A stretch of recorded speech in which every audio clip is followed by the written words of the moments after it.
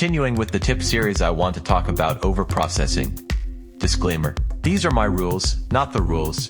Use it, improve it, or trash it. Tip 3. This is a common one, and everybody, me included, has been involved at least several times.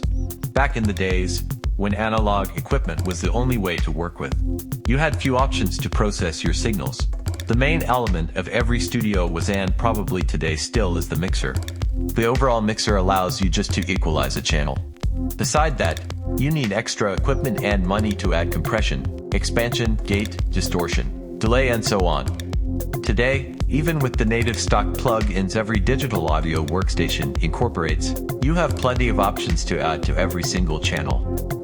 There's no limit of processors you can add beside your computer power. And a perspective. This is probably great because you have too much potential to add to your music.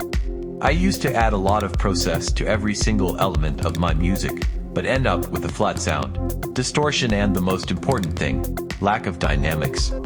We as humans love dynamics. In terms of music, it's the difference between the louder and quieter parts. The more processes you add to your music, the less dynamic. One easy check you can add to your production and mixing environment is to simply recheck how your elements and groove sounds when you turn off all of the inserts, compared with process on. Believe me, you're probably using more insert points than your music needs.